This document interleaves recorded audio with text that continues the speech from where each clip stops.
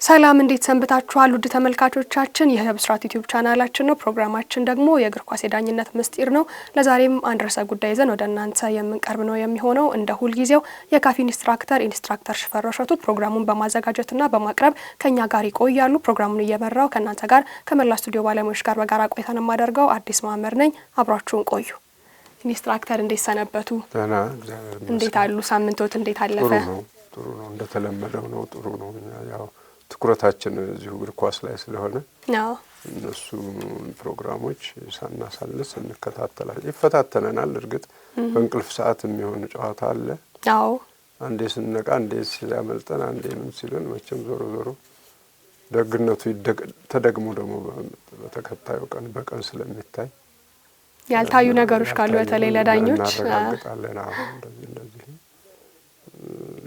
ከዛ ተነስተን እንግዲህ እግር ኳስ አፍቃሪዎቻችን ደግሞ የሚገቡ ናቸው የምንላቸውን የሚያሳሳች ናቸው የምንላቸውን ግልጽ እያደረግን እንሄዳለን አዎ እንግዲህ ድራማዊ ክስተቶች ከሚስተዋሉባቸው መድረኮች አንዱ በትልቁ እግር ኳስ ነው እግር ኳስ ከመጫወትም ባለፈ ከመዝናኛነቱም ባለፈ አንዳንድ አስገራሚ አስደናቂ እንዴት እንደዚህ ሊሆንስ ቻለ የሚያስብሉ ነገሮችን እንመለከትበታለን የዚህ ሁሉ ጥርቅም ወይም ደግሞ የነዚህ ነገሮች አንድ ላይ መሆን ነው እግር ኳስ ውበቱን የሚጨምረውና እኛም ደግሞ ከታዩ ድራማዊ ክስተቶችም ሆኑ የዳኝነት ችግሮችም መልካም ነገሮችም ሲኖሩ እንዲሁ ፕሮግራማችን የእግር ኳስ ዳኝነት ምስጢር ስለሆነ ምስጢሮቹን እንፈታለን ለዚህም ደግሞ በየሳምንቱ በብስራት ዩቲዩብ ቻናል ብቻ ወደ ተመልካቾቻችን እንቀርባለን ለዛሬ ያዝነውን ርዕሰ ጉዳይ እናስከትልና አምበሎችን ብናነሳ መልካም ነው እንግዲህ አምበል ከሌሎች ተጫዋቾች ለየት የሚያደርገው ካለው ኃላፊነት በተጨማሪ ሜዳ ውስጥ የምናስተውለው እጁ ላይ ክርኑ ላይ በሚያደርገው መለያ ነውና አርም ባንድ በመንለው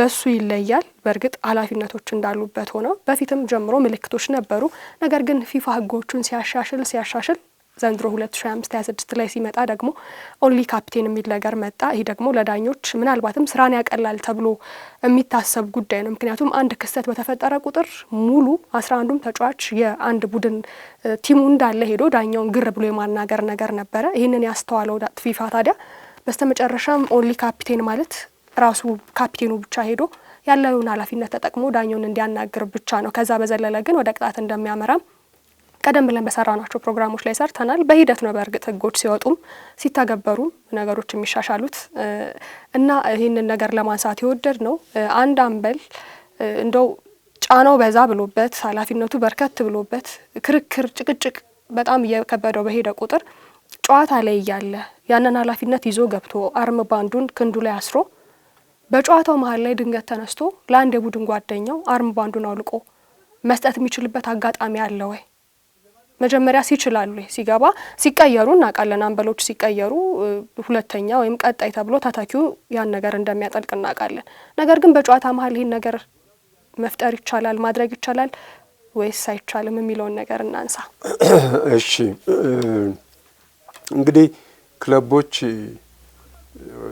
ወደ ሜዳ ሲገቡ አምበላቸውን ማን ነው የምናረገው ብለው ወስነው ነው ለማንም አይደለም ይሄ የሚሰጠው መክረው ወስነው ስለሆነ ያንን ያደረጉት እንግዲህ በትግስ ከተጫዋቾቹ ማረጋጋት ለዳኞች የሚቀርቡ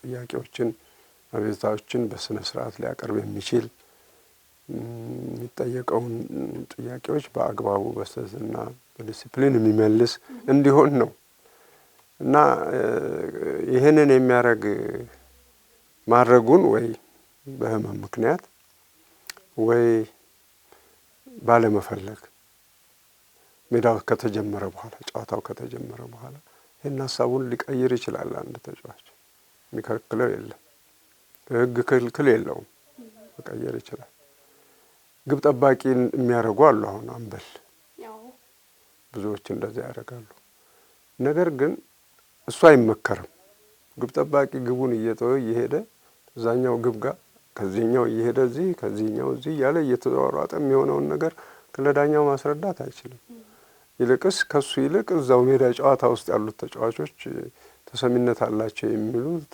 ዳኛውን ሲያናገሩ ነው የምናየው ስለዚህ በተቻለ መጠን ምን ይመከራል ግብ ጠባቂ አምበል በሆነበት ጨዋታ አንድ እሱ ጥሩ ነው ብሎ ለሚለው ጨዋ ነው ለሚለው ተጫዋች አርምባንዱን ሊሰጠው ይችላል። ማን ነው ይሄን ኃላፊነት የተቀበለው ለማለት ለዳኛው እንዲመች፣ ዳኛው እዚህ ጋር አድርጎ ካናገረው ትክክል ነው፣ ችግር የለውም። ግን ለዳኛው እንዲመች ይሄንን ለዳኛው መግለጽ ያስፈልጋል፣ ማሳወቅ ያስፈልጋል። ለምን? ግብ ጠባቂ ስለነበር ነው። እሱ ርቆት ቦታ ላይ ሆኖ አምበል ስለነበር ነው ይሄንን ያደረገው። አሁን ግን ይሄን ያላረገ በእንዲህ መልክ ያልሆነ ችግር እዚሁ መካከል 12 ቁጥር ካፕ አምበል ሊሆን ይችላል። ያው ቅድም እንዳልሽው ጭቅጭቅም እንትን አለው ምንም አለው ከሰዎችም እሱም ደግሞ ተጫዋቾች እኮ ሁሉም እርስ በርስ አይከባበሩም፣ አይዋደዱም። የየራሳቸው ችግር አላቸው። ትንሽም ይሁን ትልቅ አለመጣጣም ይኖራል። እኔ ብነግረው የበለጠ ለእኔ መልስ ለመስጠት ሲል ጥፋት ሊያጠፋ ይችላል እገሌ የተባለው ተጫዋች ወይም እነገሌ ብሎ ካሰበ ወዲያውኑ ለሌላ ሊሰጠው ይችላል። አይከለከልም፣ መለዋወጥ ይቻላል። ብቻ ዳኛው ማን ነው የሚለው መለየት እንዲችል ጨዋታው እየተካሄደም ሊሆን ይችላል፣ ችግር የለውም። ጠጋ ብሎ ማስረዳት ማሳወቅ ብቻ ነው የሚፈልገው እንጂ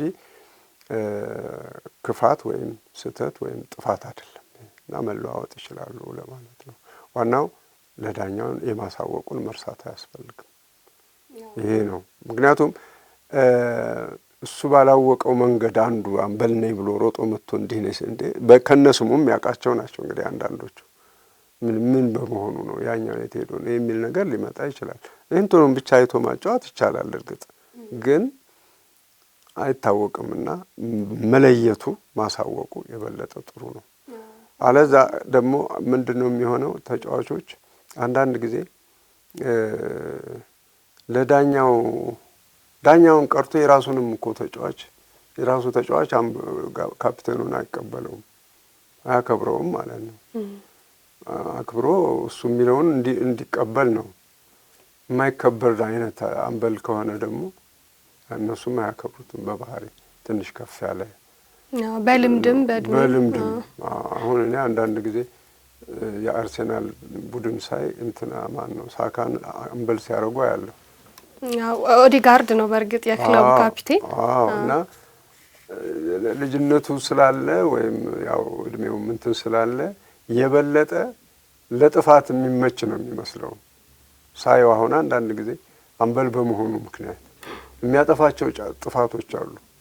የተረዳዋል መሰለኝ ስልጣኑን ተጠቅሞ ስልጣኑን ብቻ ሳይሆን እሱ እንደ ተጫዋች ሲጫወት የሚያጠፋውን እሱ ያጠፋል።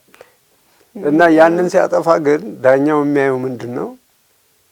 ጥፋቱን ነው። ኦፍ ኮርስ ይመዘግብበታል፣ ቢጫም ሆነ ቀይ ይሰጥበታል። ውሳኔ የሚሰጠው አካል ግን እሱ ላይ ያበረታበታል። ሌላው ተጫዋች አንድ ጨዋታ ይቀጣ እንደው እሱ 2 ነው የሚቀጣው። እንደ ኃላፊነትህን አልተወጣህም።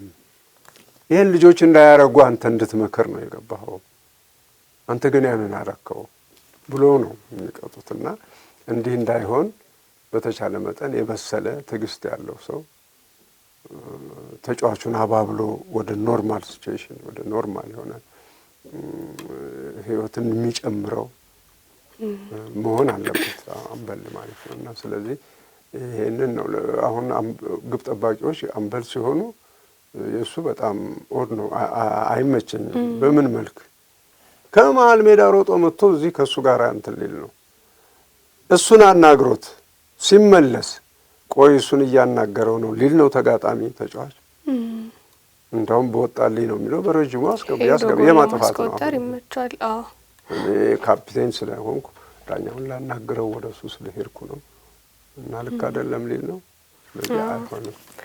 ኢንስትራክተር ግን እንደው በእርግጥ ተመልሷል ጥያቄው። ግን የካፕቴኖችን ጉዳይ ካነሳን አይቀር እንደው አሁን ላይ ካፕቴኖች በዚህ በዘመናዊ እግር ኳስ አሁን ባለው ትንሽ ኃይለኝነት የተሞላበት በጣም ልክ ቡድኑን ይዞ እንደመውጣት የሚቆጠረው ወይም ካፒቴን ኃላፊነት የሚቆጠረው ብስጩነት፣ ኃይለኝነት ሄዶ አግሬሲቭሊ ዳኛንም ሆነ ያለውን ነገር ኮንትሮል የሚያደርግበት መንገድ አግሬሲቭ የሆነ ወይ የሚጠቀም እግር ኳስ ተጫዋች ልክ የቡድኑ በጣም የጀርባ አጥንት ተደርጎ ነው የሚቆጠረውና በእርሶ አተያይ ከህጉ ጎን ለጎን እንደው ትክክለኛ ካፒቴን ትክክለኛ የቡድን አምበል ምን ነገሮችን ያሟላ ሲሆን ነው በሁሉም ዘንድ ለመወደድ? እንዳልኩት ነው በጣም በኃይለኝነት ሄዶ ዳኛውን ሲያናገርና ምስናስተውል አለው አንዳንድ አምበሎችና እሱ እኮ ለቡድኑ ሟች ነው፣ ለቡድኑ ተጋዳይ ነው፣ ከሱ ውጪ ካፒቴን መሆን የለበትም የሚያስብሉ አሉ። አንዳንዶች ደግሞ በዝምታ ውስጥ ስራቸውን የሚሰሩ አይ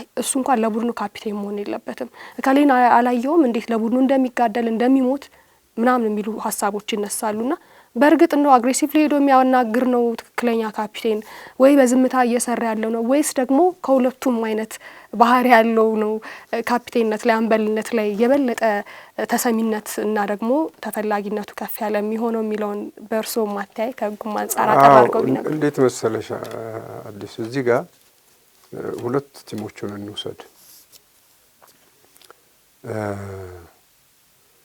የማንቸስተሩን ብሩኖ ፈርናንዴዝን እንውሰድ። አሁን እሱን አምበል እናድርገው። የጨዋታውን ይጨርሳል ወይ ነው? አይጨርስም። እሱ በሆነው ነገር ሁሉም እጁን እያወጣ ወደ ዳኛው በመሮጥ ምንም ይሁን ሩቁም ቢሆን ዳኛው እሱ እዚህ ለተደረገው ነገር መሬት ደብድቦ ሮጦ ምናምን ነው። ይሄ አምበል ሆነ ማለት ምንም ጧት ነው እሱ ከሜዳ የሚወጣው በመሰረቱ። የቡድኑም ካፒቴን ነው። ግን እየታገሱት ነው እንጂ ተገቢ አይደለም። የአርሰናሉን ኦዴጋርድ ያው ስሙን ላለመጥቀስ ነው እንጂ እኔም የሁለቱን ነገር በመመልከት ነው ጥያቄውን የሰነዘርኩት። ኦዴጋርድ ሳይሆን እኔ የፈለኩት ተከላካዩ ማን ነው? ጋብሪኤል ማጋሌሽ። አሁን እሱን እንግዲህ ካፒቴን እናርገው። ጥሩን ለቡድኑ ሟች ነው የሚባለው አይደለም። ግን አምበል ብታረጊው አይሆንም። ያው ነው ለቡድኑ ሟች ነው ከተባለ ኃላፊነት ብትሰጪው ኃላፊነቱን ይዞት ነው የሚሞተው ማለት ነው። ሜዳ ውስጥ ያለችውን ነገር ብቻ ይቆጣጠራት እንጂ ከዛ በኋላ ስለሚቀጣው ነገር ምናምን ሊያስተውል ይችላል አይደለም። ስለዚህ ይሄንን የሚያመዛዝን የበሰለ ሰው ነው ጨዋታም የሚያውቅ። ለምሳሌ የሴኔጋል አምበል ማን ነው? ሳዲዮ ማኔ። እንግዲህ እንደዛ ነው።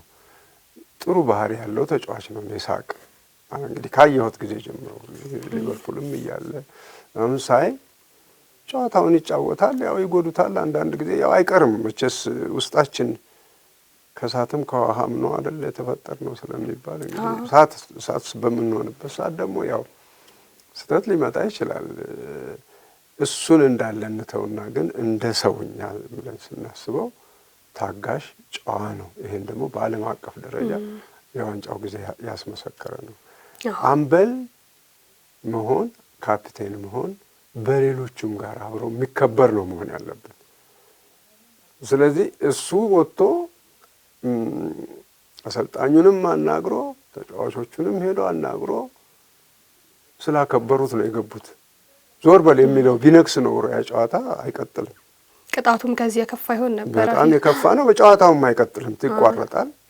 በሌላ ውሳኔ በካፍ ቶርናመንት ላይ የዲሲፕሊን ጉድለቶች ሲኖሩ ምንድነው መደረግ ያለበት ተብሎ ተነድፎ ነው መጀመሪያ። እንደነዚህ የመሰሉ ያልገቡ ነገሮች ቢኖሩ ግን አዲስ ነገር ተሰባስቦ ስራ አስፈጻሚው አዲስ እንኳን ውሳኔ የሚሰጥበት ነው የሚሆነው የነበረውና ስለዚህ እሱ አሁን ሪሊ ካፒቴን የመሆን ግዴታ ነው። በቃ እሱን አይነት ሰው ማድረግ ያስፈልጋል። ቲሙንም ከጉድ አውጥቶታል፣ ሀገሩንም አስከብሯል በተሻለ መጠን። እዛ ላይ የታዩ የቴክኒካል እንትኖቹን የእምቢተኞች ጉዳይ ያው ውሳኔ ተሰጥቶባቸዋል ይመስለኛል። አንዳንድ አድምጫለሁ።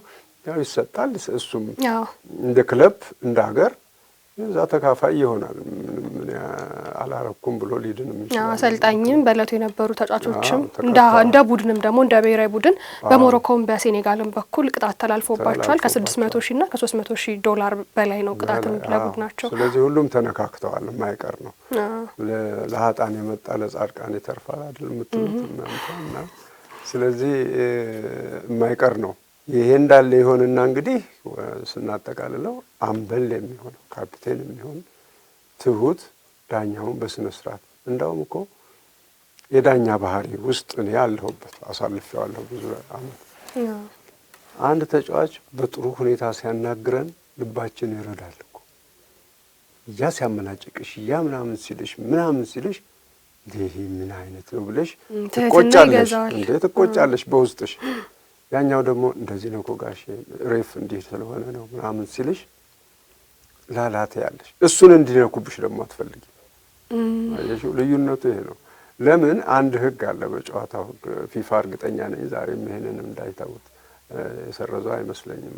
ኢንተርናሽናል ፉትቦል አሶሲዬሽን ቦርዱ ያጸናዋል እንጂ የሚያሻሽለው የሚሰርዘው አይመስለኝም። ምንድነው ዲስትሮየር የሆነውን አጥፊ የሆነውን ተጫዋች ለዩ ይልና ጥሩ ተጫዋችን ጠብቁ ነው የሚለው። ይሄ ቀላል ነገር አይደለም። ጠብቁት ነው። ስለዚህ ከሚጠብቁት ተጫዋቾች መካከል ለዳኛው ውሳኔ እሺ ባይነት ያለው ጥሩ ተጫዋች ካለ ዳኛ ይጠብቀዋል። እሱን ሳይወድ በግዱ ነው በውስጡ እና አድቫንቴጅ አለው ማለት ነው። መልካም እንግዲህ ውድ ተመልካቾችም ግልጽ ሆኖላችኋል ብለን እናስባለን። ስለ አምበልነት፣ ስለ ካፒቴን፣ ስለ አርምባንድ ያነሳ ነው የዛሬው መሰናዷችን ይህንን ይመስል ነበር። ለሳምንት ቀጠሮ ይዘን እንሰነባበት። ስለነበረን ቆይታ እጅግ አድርገን እናመሰግናለን። ውድ ተመልካቾቻችን ለዛሬ ያዝንላችሁ መሰናዶ ይህንን ይመስል ነበር። የካፊ ኢንስትራክተር ሽፈራው እሸቱ ከኛ ጋር ጥሩ ቆይታን አደረጉ። አዲስ መሐመድ ከመላው ስቱዲዮ ባለሙያዎች ጋር በጋራ ቆይታን አድርግ ያለው እስከ ሳምንት ቸር ቆዩልን።